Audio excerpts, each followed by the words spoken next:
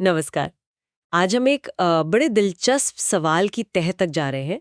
कभी सोचा है कि चीजें हमेशा नीचे ही क्यों गिरती हैं? या फिर जैसे चांद हमारी पृथ्वी का चक्कर क्यों लगाता रहता है? हाँ, ये बड़ा फंडामेंटल सवाल है। तो आज हम ऐसी अदृश्य शक्ति मतलब ग्रेविटेशन को समझने की कोशिश करेंगे। हमारे पास जो जानकारी है उसके आधार पर देखेंगे कि ये फोर्स कैसे काम करती है और हमारी दुनिया पर इसका क्या असर है। बिल्कुल।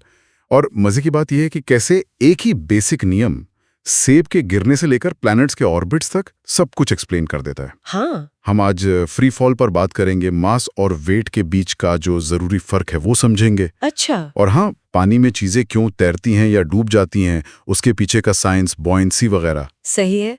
तो शुरुआत शायद वहीं से होती है, न्यूटन और वो सेब वाली कहानी। क्या वाकई वही फोर्स जो सेब को नीचे खींचती है वही चांद को भी ऑर्बिट में रखती है? हाँ, बिल्कुल। और न्यूटन का यही आइडिया था जो मतलब रेवोल्यूशनरी था। उन्होंने ये रियलाइज किया है कि यूनिवर्स में हर पार्टिकल हर दूसरे पार्टिकल को अट्रैक्ट करता है। हर पार्टिकल? हाँ, हर पार्टिकल। हाँ। इसी आपसी अट्रैक्शन को हम ग्रेविटेशनल फोर्स कहते हैं। श्योर। ये सिर्फ अर्थ और एप्पल के बीच नहीं है, ये किन्हीं भी दो ऑब्जेक्ट्स के बीच है। तो फिर ये जो यूनिवर्सल लॉ ऑफ ग्रेविटेशन है, हाँ। ये कहता क्या है? यहाँ बात थोड़ी टेक्निकल हो जाती है। हाँ, पर है बहुत एलिगेंट। देखिए, ये लॉ कहता है कि दो ऑब्जेक्ट्स के बीच का जो फोर्स ऑफ अट्रैक्शन है वो उनके मास के प्रोडक्ट के डायरेक्टली प्रोपोर्शनल है। मतलब? ज्यादा मास तो ज्यादा फोर्स। एग्जैक्टली। और उनके बीच की जो दूरी है उसके स्क्वायर के इनवर्सली प्रोपोर्शनल है। अच्छा, दूरी बढ़ेगी तो फोर्स कम होगा? हाँ, और तेजी से कम होगा क्योंकि स्क्वायर है। फिर यहाँ फॉर्मूला क्या है? फॉर्मूला है F=g/m/d²। यहाँ g जो है वो यूनिवर्सल ग्रेविटेशन कांस्टेंट है।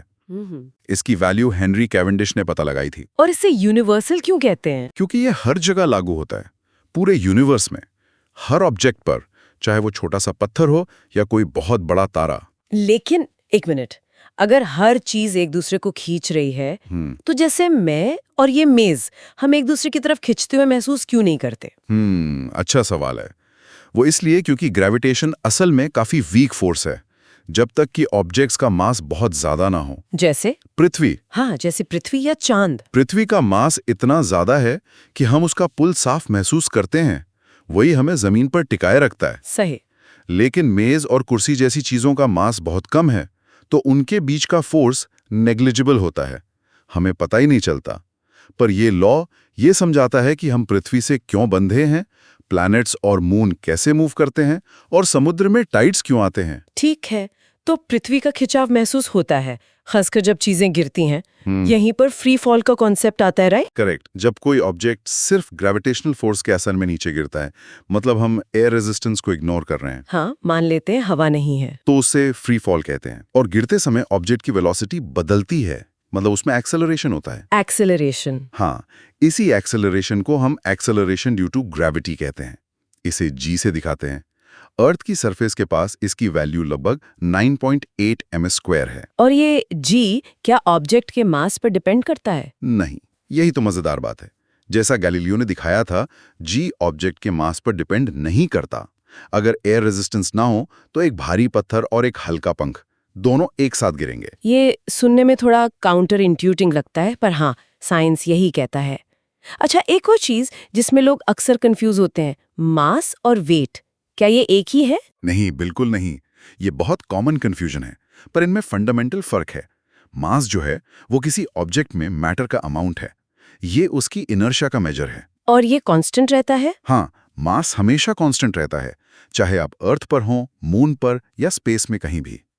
वेट दूसरी तरफ वो फोर्स है जिससे कोई प्लैनेट या बॉडी उस ऑब्जेक्ट को अपनी तरफ खींचती है। अच्छा। वेट का फॉर्मूला है W=m×g, क्योंकि g की वैल्यू जगह के हिसाब से बदल सकती है। जैसे आपने कहा था पृथ्वी पर भी अलग अलग होती है, पोल्स और इक्वेटर पे। हाँ, पोल्स पर g थोड़ा ज्यादा होता है इक्वेटर के मुकाबले, इसलिए ऑब्जेक्ट का वेट भी थोड़ा बदल जाता है, जबकि मास वही रहता है। और मून पर?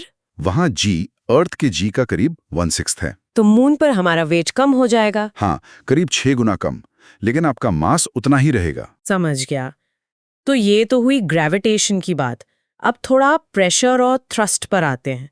जैसे एक नुकीली कील दीवार में आसानी से घुस जाती है, पर उतनी ही फोर्स से हथेली दबाएं तो कुछ नहीं होता है, ऐसा क्यों? हाँ, ये बढ़िया एग्जाम्पल है। यहाँ थ्रस्ट और प्रेशर का फंडा काम करता है। थ्रस्ट होता है किसी सरफेस पर परपेंडिकुलर लगने वाला टोटल फोर्स, ठीक है। और प्रेशर होता है थ्रस्ट पर यूनिट एरिया, मतलब pressure equals to thrust upon area. तो जब आप कील पर फोर्स लगाते हैं, वो फोर्स बहुत छोटे से एरिया पर कॉन्सेंट्रेट होता है, कील की नोक पर। इससे प्रेशर बढ़ जाता है। बहुत ज्यादा बढ़ जाता है, इसीलिए कील घुस जाती है। वहीं हथेली का एरिया ज्यादा है तो उतना ही फोर्स लगाने पर प्रेशर कम रहता है। ट्रक के टायर चौड़े इसलिए बनाते हैं ताकि वेट ज्यादा एरिया पर फैले और प्रेशर कम हो। और क्या ये प्रेशर वाला कॉन्सेप्ट फ्लूइड्स पर भी लागू होता है, मतलब लिक्विड्स और गैसेस पर? शायद इसीलिए चीजें पानी में हल्की लगती हैं। एग्जैक्टली, फ्लूइड्स भी प्रेशर डालते हैं, और जब आप किसी ऑब्जेक्ट को फ्लूइड में डुबोते हैं तो फ्लूइड उस पर ऊपर की तरफ एक फोर्स लगाता है। उसे कहते हैं बोएंट फोर्स या अपथ्रस्ट। अच्छा, अपथ्रस्ट। हाँ, और आर्किमिडीज प्रिंसिपल ये कहता है कि ये बोएंट फोर्स उस ऑब्जेक्ट द्वारा डिस्प्लेस किए गए फ्लूइड के वेट के बराबर होता है। तो यही तय करता है कि चीज तैरेगी या डूबेगी। बिल्कुल, ये बोएंट फोर्स और ऑब्जेक्ट का वेट, इनके बीच की लड़ाई है। अगर ऑब्जेक्ट की डेंसिटी फ्लूइड की डेंसिटी से कम है तो बोएंट फोर्स उसके वेट से ज्यादा होगा और वो तैरेगी। और अगर डेंसिटी ज्यादा है तो वेट ज्यादा होगा, बोएंट फोर्स कम पड़ेगा और वो डूब जाएगी। जहाजों और सबमरीन्स की डिजाइनिंग वो सब इसी प्रिंसिपल पर बेस्ड है, डेंसिटी को मैनेज करके। वाह। तो आज हमने ग्रेविटेशन की कहानी के कई पहलू देखे, यूनिवर्सल लॉ से लेकर फ्री फॉल, मास और वेट का अंतर, और फिर ये बोएंसी तक। ये सच में कमाल है कि कैसे एक अकेली फोर्स इतनी सारी अलग अलग चीजों को गवर्न करती है। हाँ, है ना।